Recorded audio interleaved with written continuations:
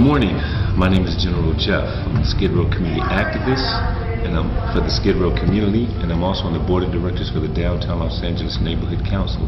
Today I'm with Dr. Diane Woods, who's come all the way out from San Bernardino. She works for the African American Health Institute of San Bernardino County.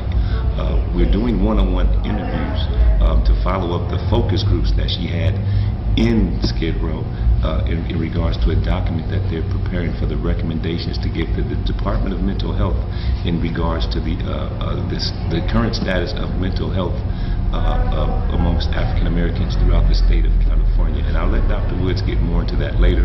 But before we get into that, I actually submitted Skid Row's version of a report in regards to African American mental illness.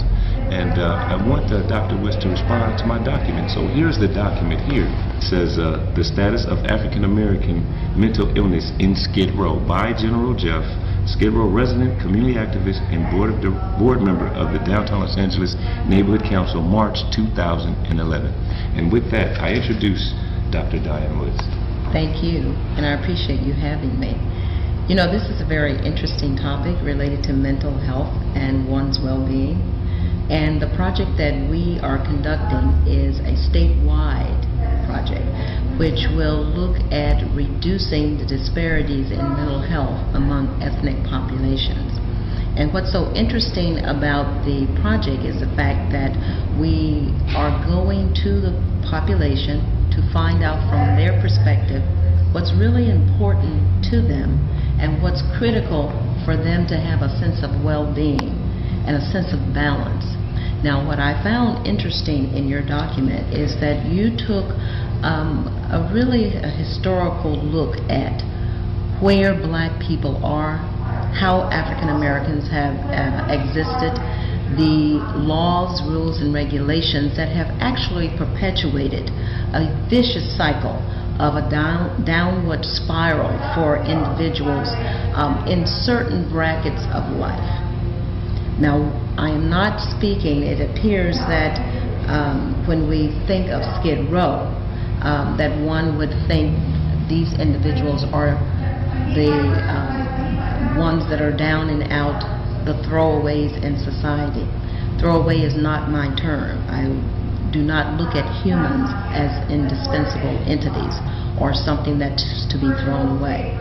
So when you bring up the idea related to when we look at our society and what society has done to actually enhance or perpetuate this downward spiral, it becomes very evident that it's not just an individual response, that there is a societal response that is needed and one that is expected and should come forth. But when that particular response comes forth, it should not be absence of the people that are involved with the problem. So when you look at solutions, the solutions then are real based on how people identify their problems. Now, the issue regarding mental health, oftentimes it is not well understood and oftentimes not even talked about, especially among African American population. But when you bring up this idea about there are solutions among our people that are inherent in our arts and our creativity and our expression of ourselves, then the whole community can rally in that particular perspective so that we create an environment that is nurturing. What's also interesting is when you look at the Skid Row community, one then asks the question, what is nurturing for individuals who are residents of Skid Row? And as a part of the work that I do, which is community-based participatory research, therein lies the answers. So with that research process, you engage people so that people feel very comfortable in their own words, from their own perspective, identify what is important to them. So I think that your document and laying a foundation and looking and saying we can't just look at the individual, which in our society we know that. And we can't blame the system. And in our society, we know we can't just blame the system. However, the individual, the system, the lived environment, all of it as a whole impacts one's total well-being. So I'm really interested in us having our one-on-one interview so that we can discuss the very specifics about how to create this Skid Row community where it is respectful, where people who live here have a sense of balance and well-being. What do we really need in order to bring that about?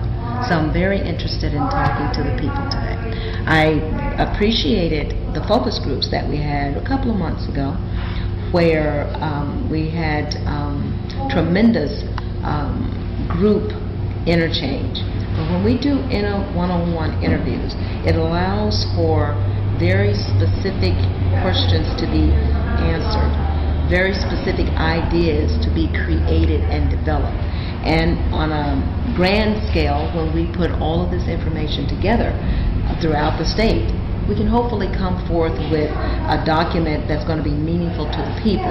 And then we have a platform and agenda to move forward, something that's very specific when we're talking to policymakers and decision makers about what needs to be in a respectful community that we will create here in Skid Row. Wonderful. Thank you, Dr. Woods.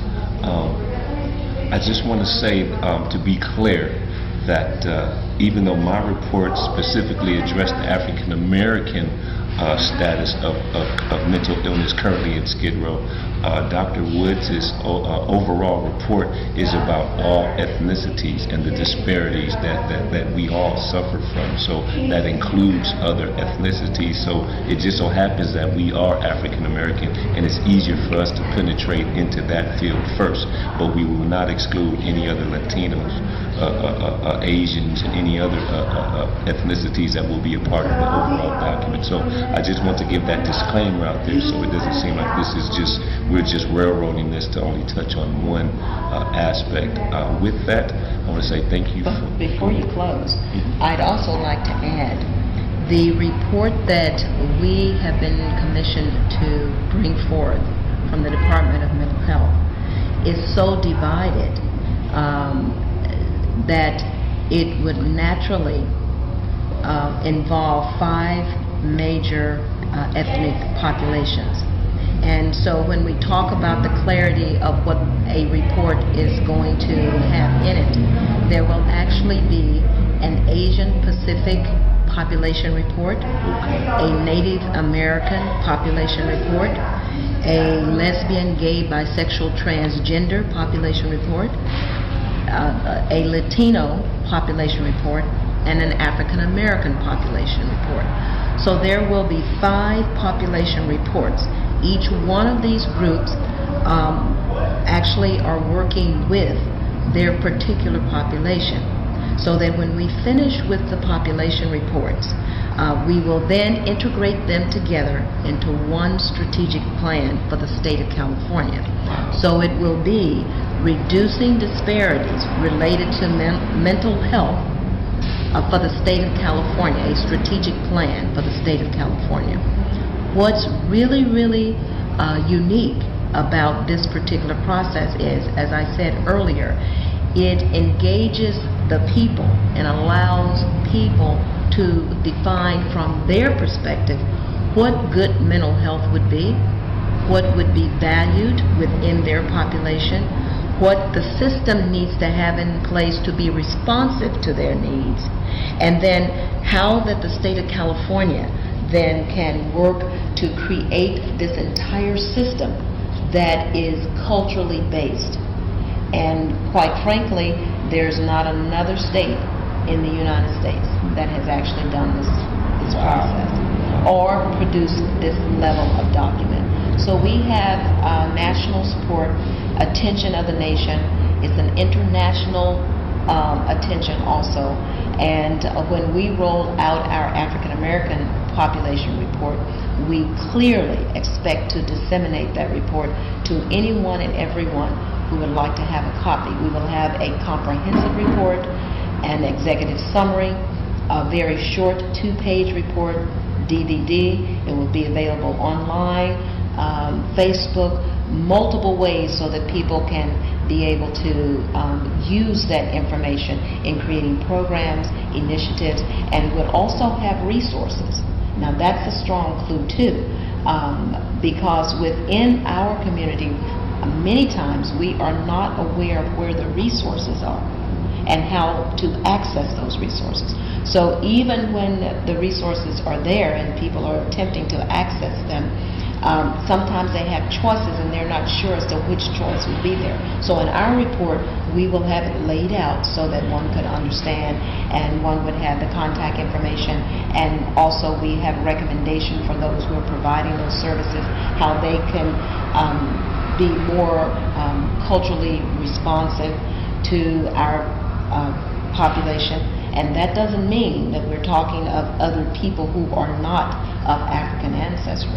We're talking all people, because the African American population is just not made up of American citizens. In the United States, as you know, we have Afro-Caribbeans, Afro-Latinos, Afro-Native Americans, Afro-Filipinos, all other nationalities.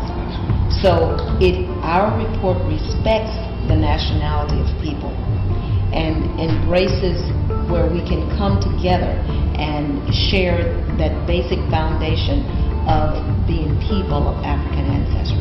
Very unique, and we're truly looking forward to all of the input that people have given.